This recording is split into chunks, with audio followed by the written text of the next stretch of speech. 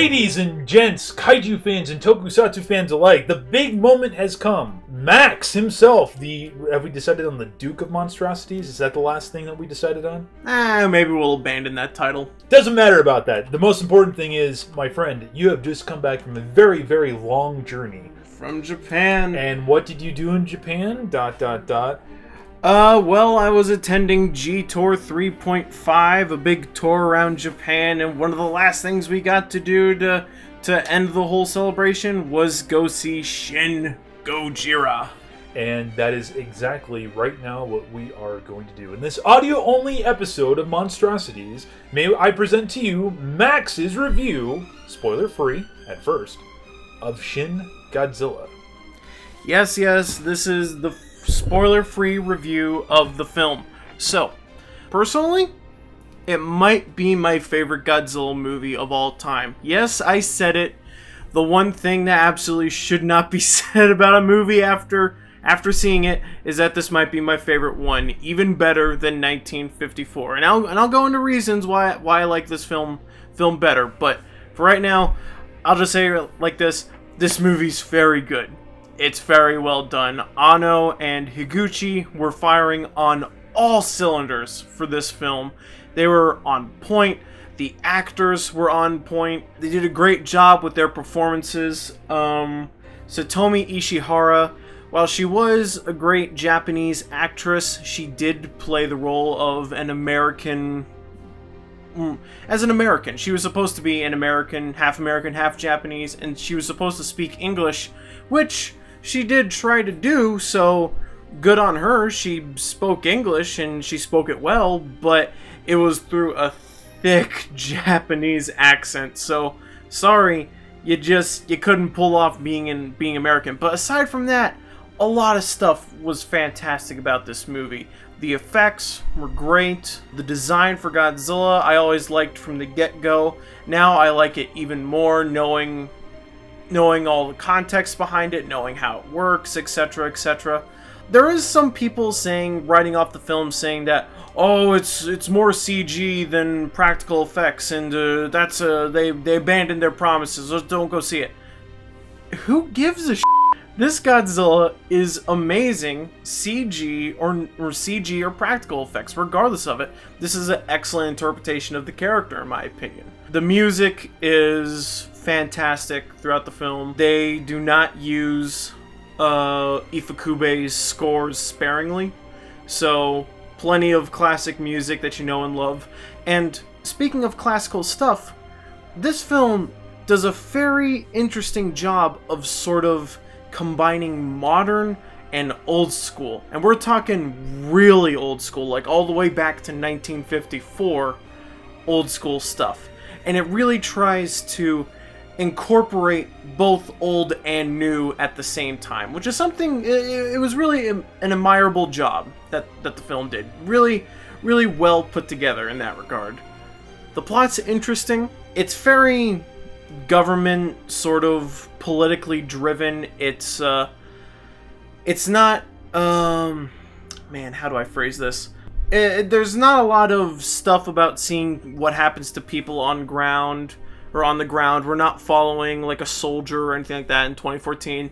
This is all government officials coming up with plans to deal with Godzilla, how to react to the situation as it further spirals out of control. So regardless, there is a lot of political talk. There is a lot of just meetings of government officials, all sitting in the same room, just going on and on about what to do, how to handle a certain situation, which was pretty interesting because this film is sort of a parody, or at least the first half is a parody and parallel to the events of 3/11, which, for those who don't know, is what the Japanese say 3/11 when they're referring to the earthquake in Japan and the tsunami that followed it and all the events that happened there. When you say parodies, like make it a satire? Sort of. Essentially, they're not really making fun of the situation because obviously it's a terrible thing, but sort of what they're doing is that they're highlighting the failure of the government during that situation, how the government failed to respond to certain things quickly, and because of that, mistakes were made, and problems were worsened because of that. So not so much the situation as it stood of the loss of human life, but more so how the response was from an inept government. Yes. Okay. So it's highlighting how the government handled that situation, and how the government will handle a similar situation with Shin Godzilla. Like, for instance, in one particular scene in the movie, you see, was it the Prime Minister in rescue worker clothes? He's not doing anything so much for the rescuing. He's not down on the ground doing any rescue work. He's just in, he's just in a government office. Apparently, a similar situation happened when the earthquake hit. So it's a parallel to that. There has been, I mean, many other reviews that have been posted and talked about that. This really plays super heavy on the Fukushima incident, you know? Mm-hmm. Like, straight in the beginning of the film, there are scenes where, like, one particular scene where you see a man running up the street from rising water that's just covered in, like, a boat and, like, debris and stuff like that moving up the street. Eerily similar to stuff that happened on camera and stuff that happened on the news when the tsunami hit. Eerily similar to things like that. And, a trail of destruction left by Godzilla. We've seen it in the trailer before, but we see it in more detail again throughout the film, and it's just a wake of destruction, so similar to how, like, earthquake or tsunami damage would be left behind. Also, there's a lot of things going on saying that this is a very right-wing movie, because apparently there is a right-wing movement happening in Japan right now. You're talking about concerning the military, right? Yeah. Concerning the military, the self-defense thing. force, more independence for the Japanese government, stuff like that. I can see how they would understand that. Personally, I think this movie is more middle of the road than anything. Like, I don't think it's very leaning towards pro-self-defense force, because it's not really the self-defense force that solves the problem of Godzilla. But we'll go into detail about that in the spoiler review for this film. No, did you get to see this on a regular screen? Did you do IMAX? Like, what did you guys do? We saw the movie twice. First time was kind of weird. First time was known as 4DX. Okay. Now, what this is, it's a special gimmick where there's only like 100 seats in the theater. And at first I thought the movie was going to be 3D while this was happening. It's not 3D, it's just a 2D movie. But while we're watching the 2D movie, the seats shake and move around. They bump you, like, on the butt of the seat and on your back, like you feel bumps behind you occasionally. They blow wind, like if there's windy scenes. They spray, like, mist in your face if there's, like, water or stuff going on. Also, I couldn't quite smell it, but there's also a scent gimmick, which is kind of weird. I never noticed it because I was too engrossed in the movie. I think Maybe the it was last there. thing that anybody would want to smell, at least, especially fans, would be what the hell Shin Godzilla smells like. Oh god, Because, Shin Godzilla will probably smell awful. He'd probably smell like Gyra. So, did that add anything to your experience, the 4D thing? Yes and no. I really liked the shaking of the seats. That was really cool. And, like, when they were doing, like, big panning shots, like, the seats would, like, move, like, subtly and slowly with the shots. So the movement of the seats were fine. And then, like, if people were, like, getting jammed into a subway, then you would, like, feel, like, bumps on your back and stuff like that. So that was cool. But, and like, the wind was okay at times. But the spraying of the mist was pretty annoying because it was just a sudden... and it, like, caught you off guard because you'd be like, oh, God, jeez. But other than that, it was okay. I mean, I don't want to see it again in 4D. It was neat seeing it in 4D the first time, but I don't want to see it a second time.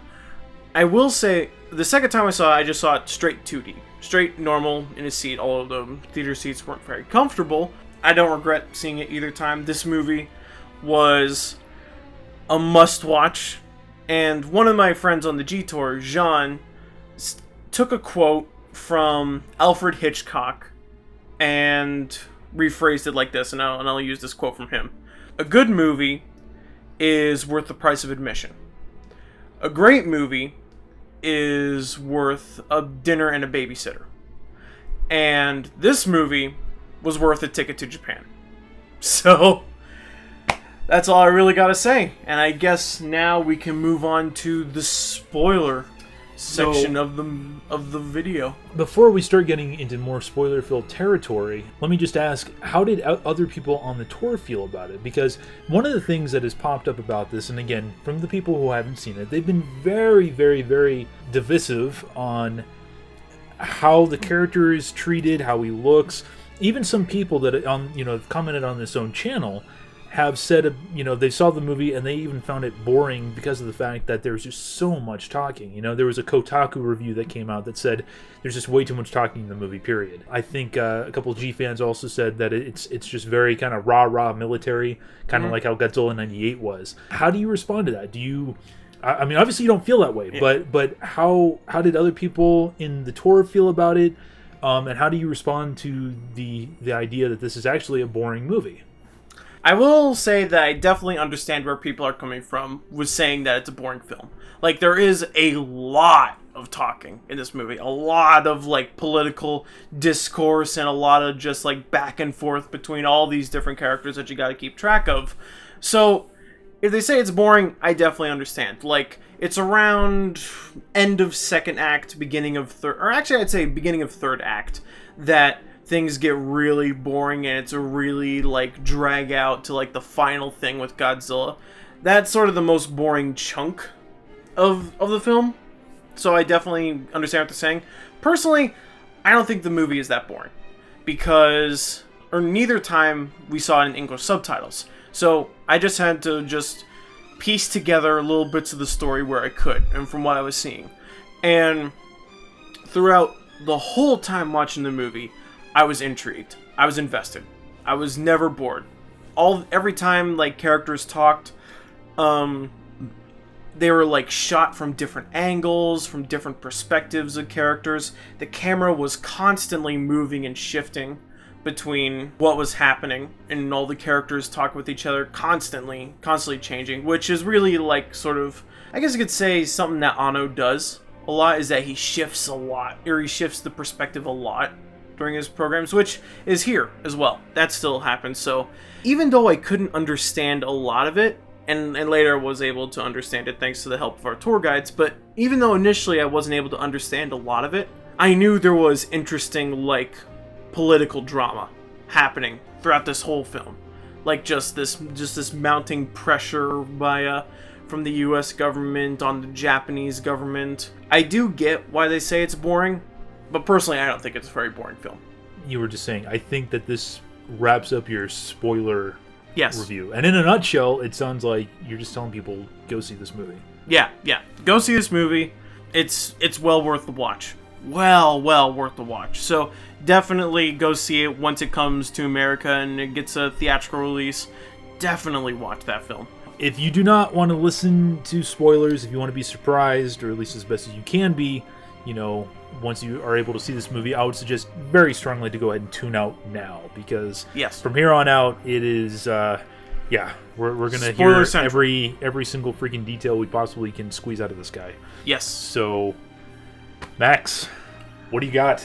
So I think the best way to talk about the spoilers is to just go ahead and do a plot synopsis. Just start by telling the story as it is. The movie begins with the Coast Guard discovering that there is a boat in the middle of Tokyo Harbor, totally unoccupied by people. It's known as the Glory Maru. It's just been sitting there for a while. It's a small yacht. And the Coast Guard come aboard, and they take a look around. Nobody's there. Just shoes are lying there the way they were. Glasses are sitting on a map with a little X drawn on the map. I think the map's of Tokyo Harbor. And on another table is a little origami crane sitting on some files. The Coast Guard suspects that the person who owned the yacht committed suicide, because that's sort of what the Japanese people do, is that before they commit suicide they take their shoes off. But as they're investigating, a geyser of water erupts from underneath them. Just a big explosion of water vapor happens, and we hear the footstep sounds of Godzilla, and these are the straight ripped footstep sounds of 1954 Godzilla. And in the underwater tunnel underneath this area, leading to Umihotaru, for those who know that, part of the underwater tunnel collapses and a red blood-like liquid starts falling down on cars and blocking the tunnel. So rescue workers cut off traffic to the tunnel. They get people, or they evacuate people out of there. And the Japanese government gets word of what's happening, and they immediately begin trying to figure out what exactly is happening here, whether it's an earthquake or whether it's a volcanic eruption. But based off the blood-like fluid around the area, and they're suspecting it's volcanic in nature. Our main character, Yamaguchi, I believe his name's Yamaguchi, if I remember correctly, is following social media while all this is happening, and sees more and more videos popping up about the water geyser, and more videos show something moving in this water vapor. He actually poses to the cabinet at another meeting that it's possibly a large, unidentified aquatic creature. They all write it off as foolish, until on the news they see that a giant tail has sprouted from the water and is waving around all over the place. So now they're like, okay, so it is a creature. But obviously this is an aquatic creature. It's starting to move now. It's starting to move closer inland. So it's like, obviously this is an aquatic creature, so it's probably not going to come ashore. Well, it begins to come ashore. First it goes up the river, carrying with it like this. It probably moved through a harbor because it has this wake of just boats that are rolling off of it as it's moving down this river canal. And water's starting to overflow, and it's eerily similar to events that were happening during, during the earthquake? During the tsunami and the earthquake. The Japanese Prime Minister comes on the TV and lets the public know this creature will not come ashore, we can guarantee that. And then it comes ashore. And this is where we see Godzilla's, I'm going to say, second form. Godzilla's second form is bizarre to say the least. He is light tan in color. He has barely any teeth in his mouth, and his mouth is wide open. He has big, white, blank eyes with a black iris in the middle of them. Squid eyes almost? Yeah, squid eyes. Very much like squid eyes. What is it? He has no arms. He just has little nubs for where his arms should be. Although he does have thick back legs that help propel him forward. So his feet just push him across the body. Yeah. So he's almost like a snake with back legs. Yeah, he's like a snake with back legs is basically the best way to look at him like that. Okay. Dorsal fins or no dorsal? No, he has dorsal fins. He has defined 5 rows of dorsal fins. Actually, his dorsal fins in this form look sharper than in his form that we've been seeing him in the trailers. Interesting. They look more defined in this one, which is kind of a weird concept to say the least. So he's just dragging himself across the ground. And if you remember that initial teaser trailer, the first teaser trailer that dropped for Shin Godzilla where we see the crowd run through the streets? Yes. It's that scene where he shows up and he's just has this sort of like wave of now cars around him because he's only walking through the streets. So he's just bashing cars out of the way, etc., etc. He doesn't really have a goal where he's wandering. He's just wandering through Japan right now. At one point, he crawls up on this building that's in his way. And we actually see there's a family in it that's trying to evacuate. But they get crushed underneath as the building collapses under Godzilla's weight. And the government comes up with 3 options. Either A, capture it. B, capture it and release it back into the wild. Or C, destroy it. And realizing the damage it's causing the property and the damage it could cause to other people, they say, yeah, we're just going to have to kill it. As it's traveling across the ground, it suddenly stops moving. It just stops out of nowhere. And at first they think like, well, is it dead? But then the Ifukube music picks up. And this is 1954 Ifukube music. Like, you know when Godzilla's just rising out of the water and you hear brr, brr, brr, dun, dun. That starts playing, and Godzilla begins to mutate into his third form, where the little nubs that he once had grow into really small arms.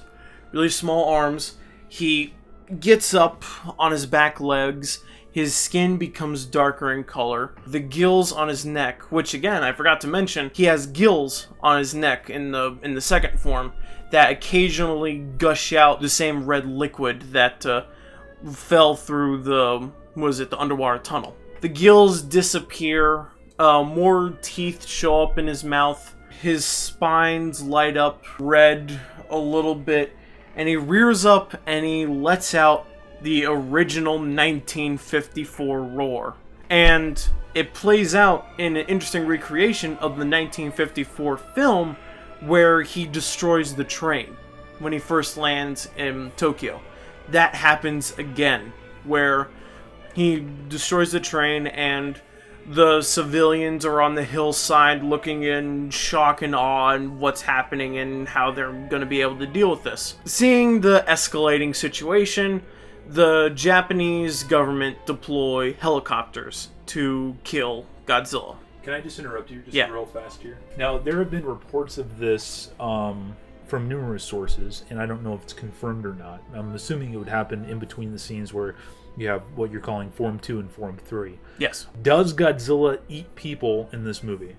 If he does, I didn't notice. So, now these helicopters are going to attack Godzilla. There's 4 Apache helicopters, or at least I think they're Apache helicopters. They look similar. One, I guess you could say, scout observation helicopter to report in the situation. And they all line up in front of Godzilla, and at this point, Godzilla's just sort of standing still after he sort of did his destruction, like he's just getting used to how his body changed. He's just standing there, and the helicopters are taking aim with their weapons, and they're gonna let loose, and they get the confirmation of fire, but then the scout helicopter notices that there are people still crossing the railroad tracks. They make the assumption that yes, civilians are still in the area, and they do a hold fire for the time being because they don't want to make a bad situation worse. It goes to the Prime Minister up top saying that they're holding fire because they're civilians. What do? The Prime Minister, in sort of a panicky, rushed situation, decides to call off the choppers. Godzilla's spines start glowing more, and he goes back into the ocean. Now here I'm going to skip ahead a little bit and talk a little bit more about Godzilla.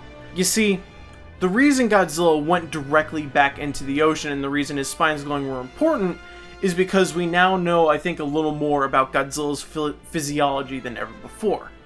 That being that his blood essentially works the same way that water does for cooling a nuclear reactor. His body is constantly emitting nuclear heat and energy, and his spines and his blood are cooling means for that. But Godzilla in Form 3 did not have, or was not developed enough to properly cool off his body. His body was heating up and he was starting to overheat. So he went into the water to cool himself off. There, the Japanese government now start trying to do damage control on the situation. If and where Godzilla will show up again. Evacuating civilians, treating the injured, counting the number of dead. We're now introduced to the female main character of the group, Yomiko. I believe her name's Yomiko. She's the American, and she comes to the Americans as a political figure saying, listen, we have information about Godzilla that you didn't know, so considering what Godzilla has done, here is information for you. We trust you with this. And it's here that the Japanese finally get the name for him. They find out that a scientist named Goro was the 1954. Yes. Yeah. So a zoologist named Goro had discovered Godzilla and named him after his Odo Island myth, Gojira. He named him that, which sort of means like incarnation of God on Odo Island or something like that. And anyway, essentially what happened is the US government 60 some years ago, so we could basically say 1954, dumped nuclear waste into the ocean. Microscopic organisms began feeding off the nuclear waste, and this nuclear waste then clumped up into a creature that began directly eating the nuclear waste that was left behind. And there's underwater pictures of what the nuclear waste is now, and there are bite marks taken out of all the barrels. Godzilla is this conglomerate of, or was a conglomerate of creatures that started feeding off this stuff. This is something else that has popped up quite a bit. But a lot of people that have found out about his origin and stuff in these multiple forms have really taken issue with that fact. A lot of people have said, this isn't Godzilla, and blah, blah, blah, blah, blah, and it doesn't fit. And they might be within their right, but I would like to get, what is your opinion about that? Did you mind it? Do you think that there shouldn't be any hate for it? Do you think it should be embraced? Because a lot of people are like, well, why don't you just, make it Hedorah and not Godzilla, if that makes any sense. My personal opinion is that a lot of people are writing off Godzilla because of this whole transformation thing. I am the exact opposite. I love this Godzilla all the more because of these multiple transformations and because of this new origin. Mainly because, I guess when I think about Godzilla, my thought about him is that he is a unnatural abomination of a creature. He is not something that should exist and is the mistake of mankind. And this Godzilla really drives home that idea. This Godzilla is really just horrifying to think about. I mean, he looked like the first form of him almost looked fetal, which is just, it's gross and weird and just not something that should exist.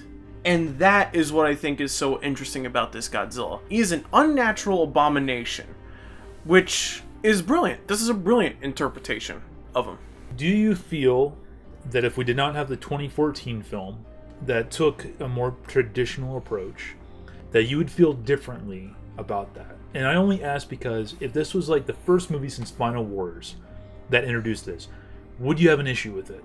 Well, it's kind of a tough question to answer, but honestly, I think no. I don't think my opinion would be different at all. While it is good that we do have Gareth Edwards' film to sort of remind people about what the normal Godzilla is, etc., I still think my opinion would have been different, because we have 50 years previous of Godzilla being like that. A lot of people, I think, on the internet just sort of seem to think like when anything's different, it's a bad thing.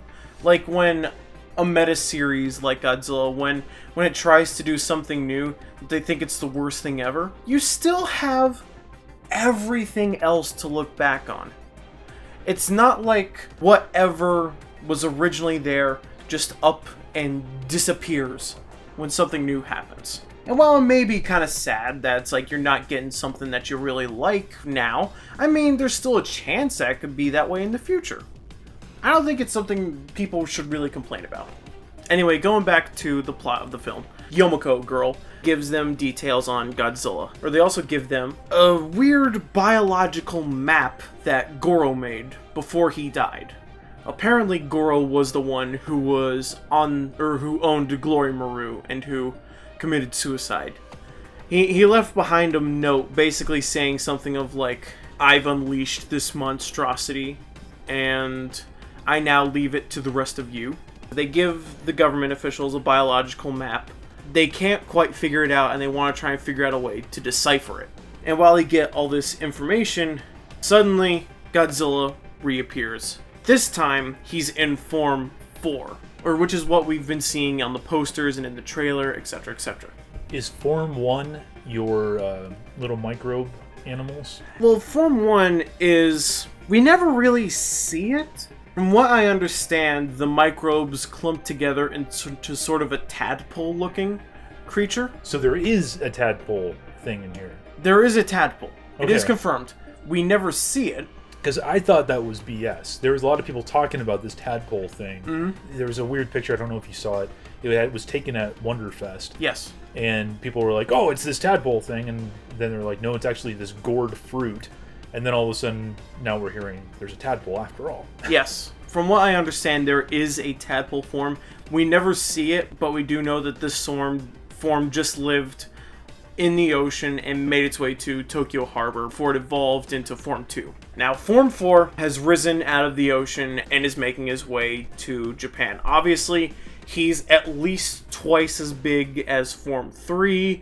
He's now black-skinned. He's huge. He's the Godzilla we know and love. Now, the Japanese government are gonna make up for their mistake of letting him live before, and they mobilize everything. They mobilize helicopters, jets, tanks. They line it all up in Kawasaki. The machine guns from the Apache helicopters, the bullet fire just bounces off of them. And we get a really interesting scene that we've never really seen in the Godzilla movie of just the machine gun fire just bouncing off. Nice. He doesn't even flinch. After the machine guns, they decide to let loose with missiles. Here's where things get really cool with sound design. The missile sound effects are the same as the sound effects they used back in the Showa era. Oh, Jesus. Which is great, seeing all this modern stuff with old school sounds. Something I wanted to ask you, because I've heard this from different sources, but I also had somebody that wanted me to ask you, and you might get to this in a minute, I don't mean to interrupt, specifically about Godzilla's roar. You talked about how he had the 54 roar. Is that consistent throughout the movie? Or does he have different ones? Or does he have a new one given different forms? It is not consistent throughout the film. As soon as he has Form 4, he now has the Showa-era Godzilla roar. Really? Which is interesting, because it's sort of like the evolution of the timeline of, like, both the films and of Godzilla as a creature. Like, his third form, where he first appeared, was 1954. Now, his fourth form, he has the Showa-era roar and Showa-era music plays. Interesting.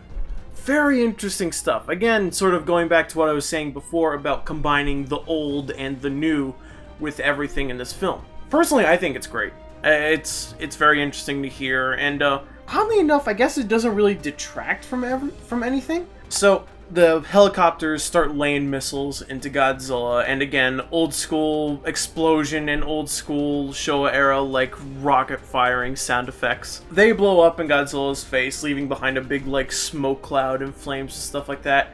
And his head just comes out of the cloud, and he's just totally unscathed. And the whole time he's walking forward, and he's just not missing a step. He is not stumbling. He's just keeping pace. They go to phase 2 of the operation, where the helicopters back off, the tanks open fire. Something else interesting that I do want to bring up is that these tanks are not the stupid tank lines from all the other Godzilla films. These guys are smart. They move out of the way.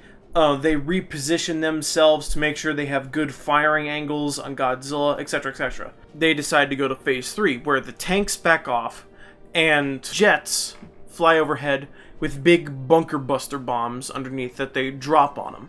We get these great shots of the bunker buster where one hits his thigh, and you hear that sound effect of like the little pin on the front getting dented in, and it's about to detonate, so it's like boom, and does that little bounce. And we see a quick shot of his head where 2 bombs hit his head, and you see his eye quickly turn to stare at one of the bombs that landed in front of him. They detonate in a huge explosion that surrounds him. No damage, nothing harmed him. And they keep laying into him with these bombs, and they finally think, yeah, we got him.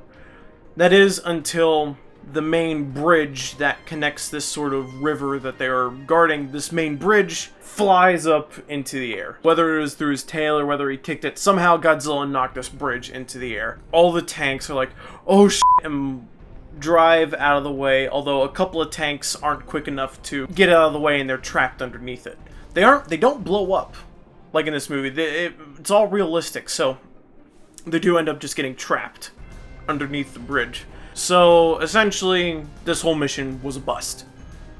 Totally ineffective against Godzilla, wades through the third line of defense, and continues his way into Japan. Funny story, while I was on G-Tour 3.5 after I'd seen the film, we went to Kawasaki, and we actually drove over the bridge that got knocked into the air and saw where the tanks had all lined up. And, that's pretty awesome. And saw City. It's great! It was so interesting, like, seeing this movie and being in Japan at the same time, so you get a perspective of just everything that's happening to this place. Night begins to fall, and Godzilla is moving his way into Tokyo. The government officials begin to evacuate. The Prime Minister and the majority of the members of the cabinet are going to evacuate by helicopter, while Yaguchi and the other lower down officials evacuate by car, which sort of becomes a meaningless gesture when everyone evacuates by car, so they end up just running it on foot since they can't move anywhere.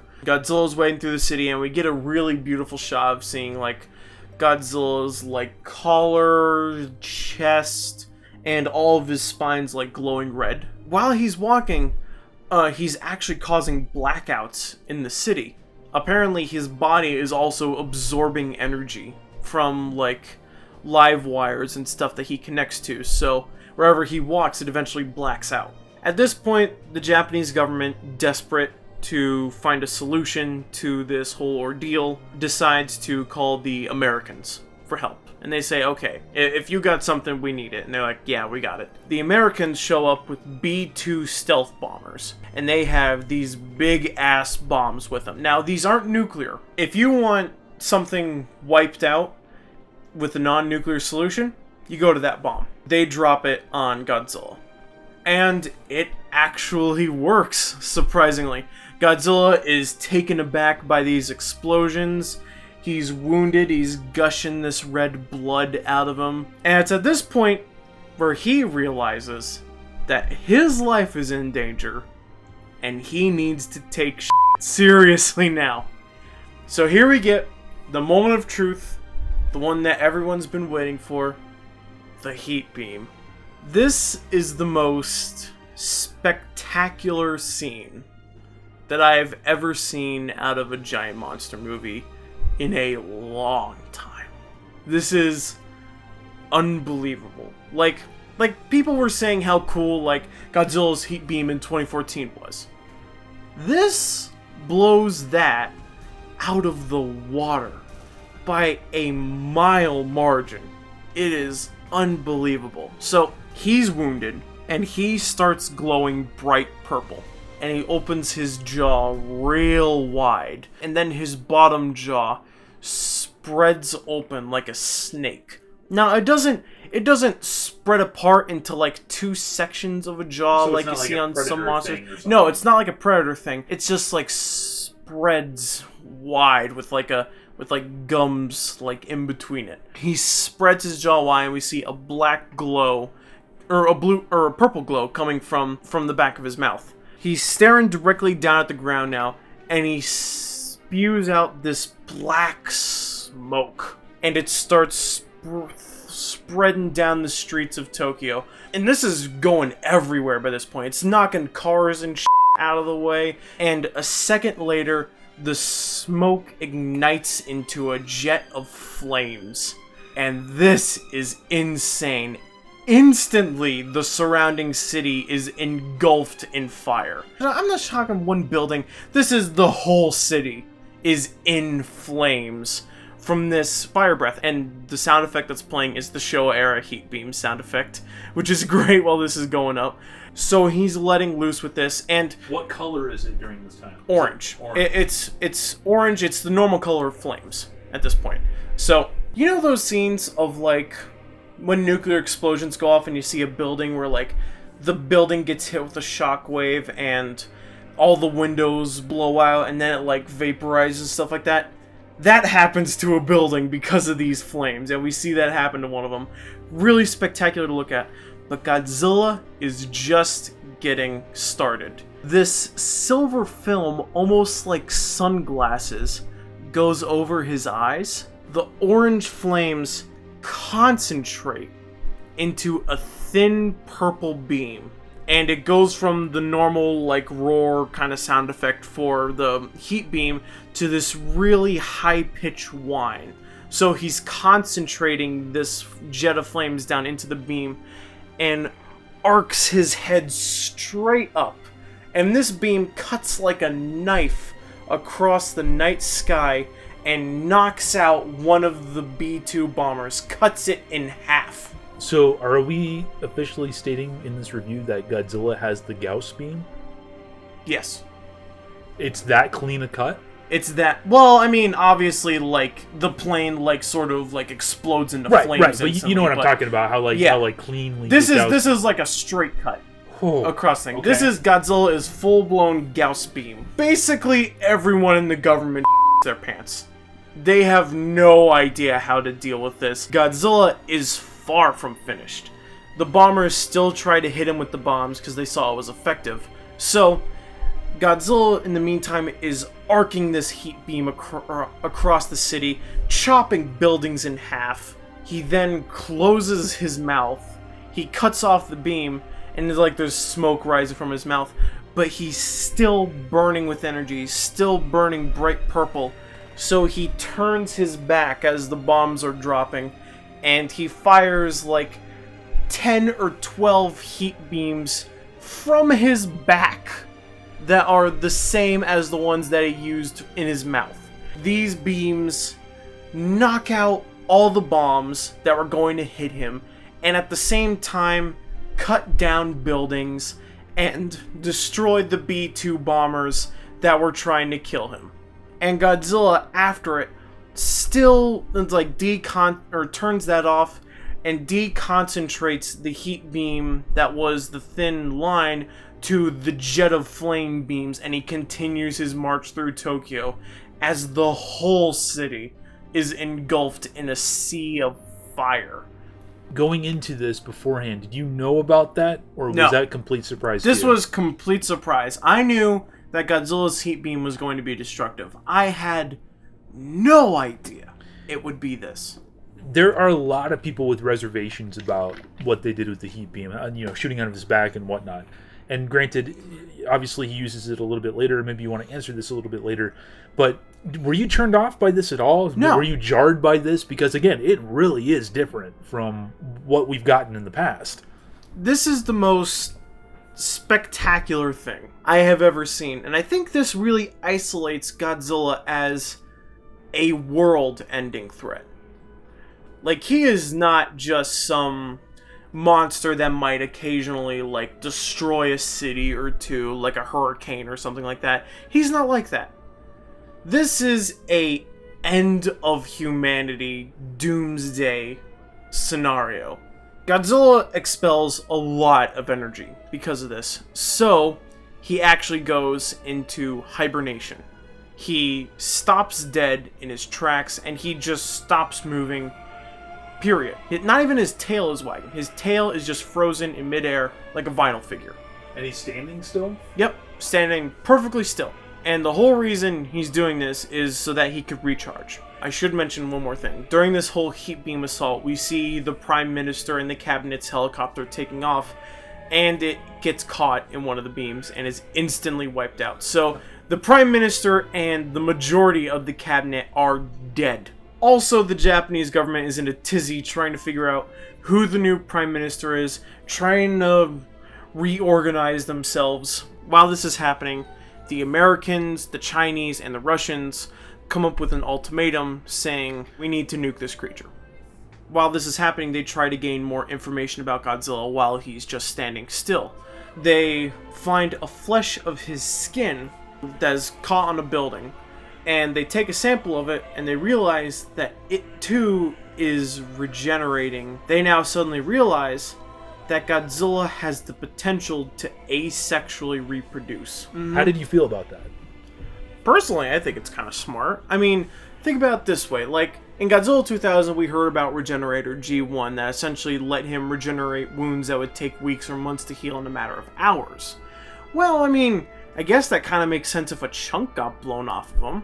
Like, if a chunk got blown off from his cell, it would still start regenerating and start growing over time, so True. I guess that's sort of just now they're finally answering that question in this case, that yes, Godzilla could potentially asexually reproduce. So they realize that they need to either kill Godzilla completely when they attack him, or they need to kill him and wipe out his entire body completely, or they need to somehow contain him or freeze him. They're trying to figure out how Godzilla's cell works, and when looking through the files of stuff gathered about the boat that Goro was on, and they remembered that there was an origami crane. on the file. So they actually decide to try and tinker with the cell, and they fold it like origami. And they make a specific origami pattern with it. What exactly, I'm not sure, but essentially this origami pattern they unveil realizes that, like, this is how his cells behave. So now they finally figured out how Godzilla specifically works. They realize, based off the cell structure, that his blood is acting as a coolant. They come up with a concoction based off the way his cell works that will coagulate his blood. They kind of vaguely mentioned the coagulate from, or was it? They've done this before in, I'm trying to remember, Godzilla vs. Space Godzilla? Like, remember at the beginning that one guy who was living on the lone island had like a coagulant bullet? That's right. Yeah. They want to use this coagulant to essentially stop the flow of coolant to Godzilla's body and essentially shut down his system. With the help of the new Japanese Prime Minister and with the help of France, they end up delaying the nuclear drop on Japan. So they begin this plan called Plan Yashima. Do you know the old story of Orochi from Japanese mythology? Yeah. Where Orochi gets drunk off sake and then Susanoo cuts off his head while he's drunk? Yeah. Well, the name of the sake that I was drinking was like Yashima no sake. As they're essentially playing off of that, like they're going to be shooting this liquid into Godzilla to defeat him. Kind of a neat callback. They get a whole bunch of hose trucks and tanker trucks that are filled with this chemical. We don't see it, but they plant explosives in trains to try and use against Godzilla. This was also a rumor that was floating around, but this is confirmed that they do use it. So they begin Plan Yashima like a couple days before, or like a day before Godzilla is supposed to awaken. And at this point, 1954 military march theme starts playing. Da, da, da, da, da, da, da. It's great fun. The trains charge at him, and these are Shinkansen bullet trains. They charge at him, and they blow up in a big explosion that catches Godzilla off guard, and he stumbles. Is he awake at this point? That explosion woke him up. Okay. And they got drones from the American Air Force. Drones start letting loose with long-range missiles at him. This is to make him run down his nuclear energy from the heat beam. So Godzilla lets loose with the spine heat beam, but they have enough of them that they just don't stop firing. They continue just trying to hit him and keep hitting him until finally he stops using the fin heat beam. And that's when he goes to using the mouth heat beam again, and you see a bit of energy from his core go up his tail and then fires a heat beam out of his tail. At that exact moment when that happened, what was your reaction? I thought it was funny, and I also thought it was funny really cool. In a good way? Yes, funny in a good or way. Or funny in a ridiculous way, like, I can't believe they're actually doing this. Kind of both. Like, I was thinking, like, it's awesome, and it's crazy, and it's also really cool. Now, I gotta ask, is the tail, does it, like, actually, like, aim itself, or is it just flying around everywhere? No, it aims itself. Oh, boy. It's like Godzilla specifically aims the tail, and, like, the tail flies around, knocks out missiles, and knocks down drones, and the mouth arcs around, and he's using both in conjunction to sort of knock everything out around him. But finally, he runs out of energy to both the mouth and the tail heat beams. This is where they begin Stage 2. They begin detonating explosives in buildings. Their plan is to actually get Godzilla on the ground to where the hose trucks can reach him. So buildings start collapsing on top of him to knock him over, which works. And they actually, to make sure that it happens, they have cruise missiles on battleships that are sitting on the Japanese coast, and the cruise missiles hit the buildings at specific points to make sure that they fall over. Godzilla is lying on the ground in a pile of rubble. His nuclear energy, his nuclear heat beam drained. He's still alive and he still knows what's going on, but he can't do anything at the moment. So that's when the trucks move in. They move up hoses and they put the hoses directly into his mouth. They hook up the tanker trucks and they begin pumping this chemical into him, hoping that it gets into his core and coagulates his blood. After a couple minutes, Godzilla starts glowing purple again, he's recharged enough energy, and he lets loose with another heat beam and wipes out all the trucks that are in front of him. Mouth beam, tail beam? Mouth beam. Okay. He lets loose with the mouth beam. He gets back up, shakes the rubble off of him, and continues moving forward. As soon as he does, and he steps on these train tracks, about like 6 or 7 trains full of explosives converge on him and then explode in front of him. Anyway, he's engulfed in a huge explosion that knocks him back down onto the ground. There, a second set of trucks and tankers go up, and they start pouring this coagulant into his mouth. And he starts to try and light up purple, but can't quite do it, so he just chomps down on the hoses, throws a couple of the trucks aside, stands up, lets out the Showa roar, and then freezes solid. And like, I guess I could say he almost turns to stone. In a snap? Yeah, he's like, boom, and he's solid. It's that instant. Was that jarring to you? A little jarring. At first when I saw it, I was like, but what happened? I think that's what throws me off the most. I mean, because I know you're not exaggerating it. If it really is that instantaneous, I would feel like that's pretty jarring, just in terms of the action. You know, I mean, it already. Again, we're talking about a Godzilla movie here, but it already sounds ridiculous that the plan is knock him down, you know, put hoses in his mouth and pump him full of stuff, and then to have an instantaneous thing like that, it's just like, what? But again, haven't seen the movie. You've seen it twice now. And it sounds like something that you didn't really particularly mind that much. It's certainly kind of strange how it's portrayed, but overall it works. And overall I'm fine with it. And the Japanese won. They were successful in stopping Godzilla, and they didn't need to use a nuclear bomb on him. Now they get to the cleanup.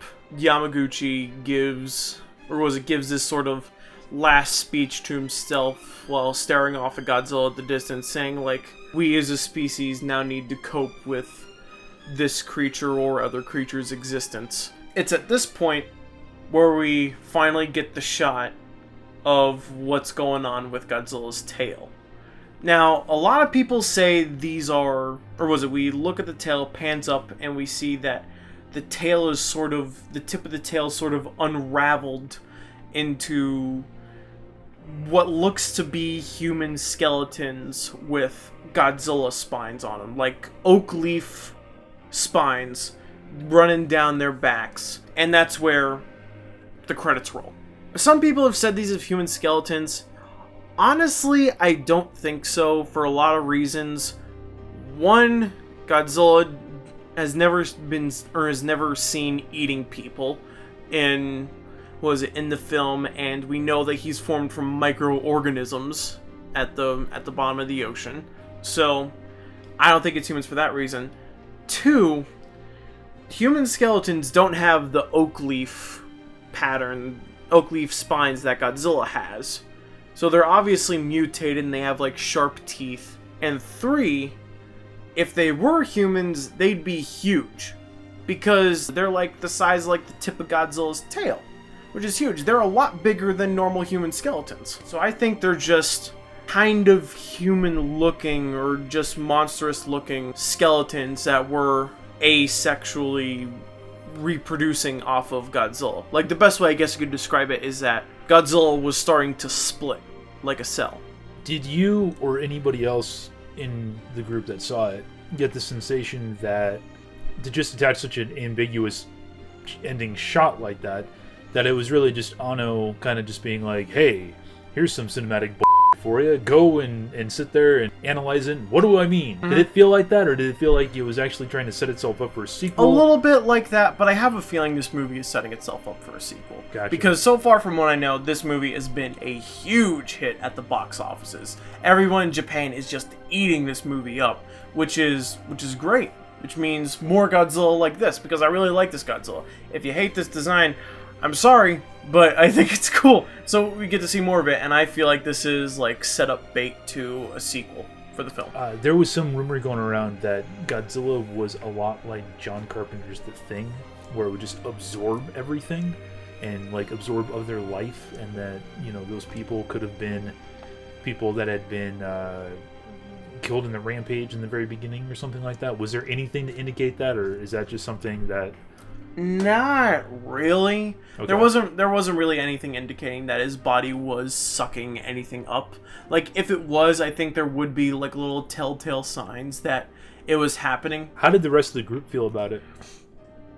Kind of the same opinion as me. It's like, we think it's cool, and we think it was like a really neat shot to end the film on, but we don't really know what to think of it. Like, we just think it's bizarre but interesting. And so, by the sounds of it, you're pumped for a sequel. Yes. I'm absolutely thrilled for a sequel. This movie was amazing. This movie was fantastic as a whole. Well, folks, again, there you have it. Max's take on Godzilla Resurgence, a.k.a. Shin Godzilla, which has just opened in Japan this past weekend. He was very fortunate to see this movie. And like I said, man, the things that you were telling me, there are so many things in there that I'm really excited about. Some things I'm kind of like, I don't know how that's going to play out. But regardless of that, I'm super stoked to eventually get the opportunity to see this. And I am so supremely jealous that you got to see and experience this flick, because it sounds like it was just a hell of a time. It really was. So Max, I just want to say thank you so much for doing this and taking the time to tell everybody your take on this movie. Thank you. And for the rest of you out there, I'm sure you know what's about to follow. So for Shin Godzilla's sake, keep watching more tokusatsu for the good of mankind and yourselves. This is Matt and Max reminding you to please, oh please, collect responsibly. Guys, thank you very, very much. Please, write your comments down below. Would love to hear what you think. Ask questions. Max is always on the channel, and he's up for any kind of questions or anything. And we will catch you later.